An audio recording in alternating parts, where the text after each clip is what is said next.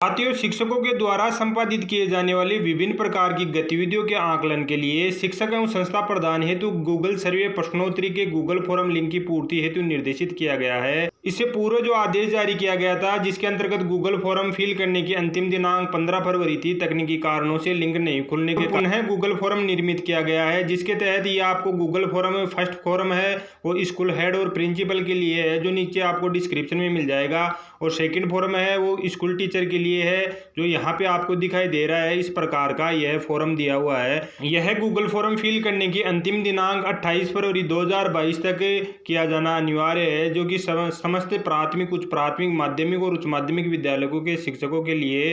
इस फॉर्म को फिल करने के लिए सबसे पहले जो आपको लिंक दिया हुआ है, सेकंड फॉर्म अध्यापक के द्वारा फिल करना है, तो वहाँ पे क्लिक करें। यहाँ पे क्लिक करने के पश्चात आपके पास यदि इंग्लिश लैंग्वेज में फॉर्म ओपन हो रहा है, तो यहाँ पे जो लैंग्वेज का ऑप्शन दिखाई दे रहा है, या तो आपके फ़ोन में ये लैंग्वेज हिंदी और इंग्लिश दोनों दिखाई देगी।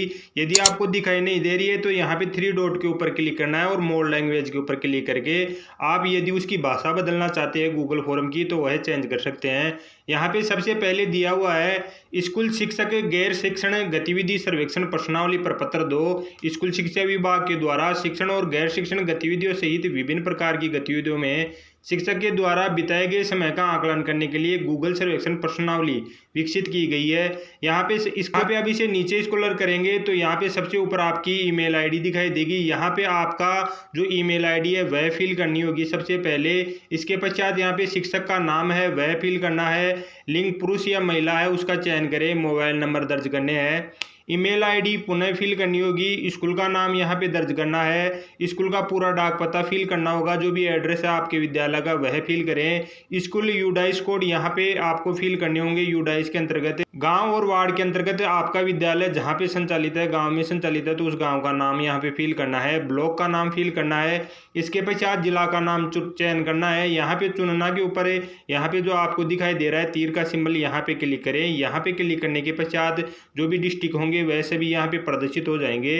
अब इसे नीचे स्क्रॉल करेंगे तो पिन कोड फिल करने हैं। राज्य संघ क्षेत्र का नाम जो भी आपका स्टेट है उसका चयन कर ले। शिक्षक का प्रकार संविदा शिक्षकों में नियमित शिक्षकों के अलावा अन्य सभी वर्गों के शिक्षक शामिल किए जाएंगे। नियमित शिक्षक है तो नियमित के ऊपर क्लिक करें। संविदात्मक है तो संविदात्मक के ऊपर क्लिक करें। इसके पश्चात आपको शैक्षणिक योग्यता का चयन करना है। यहाँ पे क्लिक करेंगे और आपको शैक्षणिक योग्यता है माध्यमिक के नीचे है, स्नातक है, जो भी आपकी योग्यता है उसका चयन कर ले। पोस्ट ग्रेजुएशन है, पीएचडी है, एमफिल है। यहाँ सामाजिक समूह है, अनुसूचित जाति जनजाति, आम है, अन्य पिछड़ा वर्ग, अल्पसंख्यक, अन्य है, जो भी है उसका चयन कर लें। इसके पश्चात अन्य सामाजिक समूह है, कृपया या निर्दिष्ट करें। इसके इन समूह के अतिरिक्त अन्य कोई सामाजिक समूह है तो यहाँ पे आपका उत्तर फिल करना होगा। कुल शिक्षण अनुभव के अंतर्गत जो भी आपका अनुभव है शिक्षण का वह चयन करेंगे। यहाँ पे क्लिक करके जो दिखाई देगा वह उसका चयन कर लेंगे, जितने वर्ष का आपको अनुभव है। वर्तमान स्कूल में कुल कार्य वर्ष आपने जो आप जिस विद्यालय में पदस्थापित हैं उस विद्यालय में आपने कितने वर्ष तक कार्य किया है, 1 वर्ष से कम या जितने वर्ष के लिए कार्य किया है, जितने वर्ष तक करते आ रहे हैं उसका चयन करना है। वर्तमान शैक्षणिक वर्ष के दौरान कार्य दिवसों की संख्या यहाँ पे फिल करनी है। वर्तमान शैक्षणिक वर्ष के दौरान कुल कितने कार्य दिवस हो चुके हैं वह यहाँ पे फिल करना होगा। स्कूल में सबसे निचली कक्षा यहाँ पे चुनना होगा। जो भी आपके विद्यालय में संचालित है सबसे निचली कक्षा उसका चयन करें। उसके पश्चात यहाँ पे स्कूल में सबसे ऊंची कक्षा जो आपके विद्यालय में सबसे 8वीं तक का उच्च प्राथमिक विद्यालय है, माध्यमिक विद्यालय है या उच्च माध्यमिक विद्यालय है, जो भी है उसका चयन करें। स्कूल के प्रकार का चयन करेंगे। यहाँ पे सिर्फ लड़कों के लिए विद्यालय है, लड़कियों का है या सह शिक्षा का है, जो भी है उसका चयन करें। स्कूल में शिफ्ट एक शिफ्ट में चलता है हाँ या नहीं है उसका चयन करें। स्कूल का प्रबंध जो भी प्रबंध है, जो प्रबंध करता है शिक्षा विभाग, आदिवासी कल्याण विभाग, सरकारी सहायता प्राप्त, समाज कल्याण विभाग, स्थानीय निकाय, जो भी है उसका चयन कर ले। इसके पश्चात स्कूल का स्थान ग्रामीण या शहरी है उसका चयन करें। स्कूल की स्थापना का वर्ष आपको फिल करना है। शैक्षणिक सत्र कब शुरू होता है, जो भी महीने जिस महीने में आपके विद्यालय में शैक्षणिक सत्र शुरू होता है उसका चयन करें। इसके पश्चात पिछले शैक्षणिक सत्र 2020-21 में कितने दिनों में आपने नीचे दिए गए कारणों से बिल्कुल नहीं पढ़ाया है, इस जानकारी को स्कूल के रिकॉर्ड लॉग बुक पर आधारित करें। छुट्टी पर रहना आपका उत्तर है, किस कारण से आप छुट्टी पर थे। अधिकारी कर्तव्यों पर होना शिक्षा से संबंधित है, चुनाव कार्य में थे या जनगणना कार्य में, स्वास्थ्य गतिविधि, आपदा प्रबंध गतिविधि, जिस भी गतिविधि में आप संचालित थे तो उसका चयन यहाँ पे करना है, यहाँ पे फिल कर देना है आंसर। स्कूल शिक्षा से संबंधित प्रशिक्षण या बैठकों में भाग लेने के लिए गए थे तो यहाँ पे फिल करना है। शिक्षा से संबंधित अन्य कर्तव्यों पर होने जैसे नामांकन अभियान, बाल जनगणना, पाठ्य पुस्तकें वितरण, प्रवेश संबंधी कार्य, एमडीएन से संबंधित कार्य। जिस कार्य के लिए आप विद्यालय से वंचित रहे हैं वह यहाँ पे उत्तर फिल करना है। स्कूल के भीतर अन्य प्रशासनिक कार्यों में व्यस्त रहना जैसे वेतन संग्रहण में शिक्षा विभाग के लिए आंकड़े या अन्य जानकारी तैयार करना, स्कूल रजिस्टर या निगरानी फॉर्म भरना। आपके विद्यालय में आप कौन से कार्य करने से संबंधित विद्यालय में अनुपस्थिति रहे आपको यहाँ पे उत्तर फिल करना होगा। एक सामान्य दिन में आप निम्न गतिविधियों पर कितना औसत समय खर्च करते हैं। वास्तविक कक्षा शिक्षण के लिए आप कितना समय खर्च करते हैं। पाठ्य योजना के लिए आप कितना समय खर्च करते हैं वह फिल करना है। उत्तर पुस्तिकाएं जांच करने के लिए आप कितना समय देते हैं। कमजोर छात्रों को उपचारात्मक शिक्षण प्रदान करने के लिए आप कितना समय देते हैं। गृह कार्य देना और सुधारना उसके संबंध में आप विद्यार्थियों को कितना समय देते हैं। डेटा और अन्य जानकारी प्रदान करना एक दुर्लभ गतिविधि होने के नाते औसत समय व्यतीत करते हैं तो वह यहाँ पे फिल करना होगा। मध्याह्न एमडीएम वितरण करने में आप कितना समय देते हैं विद्यार्थियों को वह फिल करना है। इसके पश्चात नीचे सूचीबद्ध कारणों ने इस वर्तमान शैक्षणिक सत्र में आपने दिन प्रतिदिन के शिक्षण को कैसे प्रभावित किया है।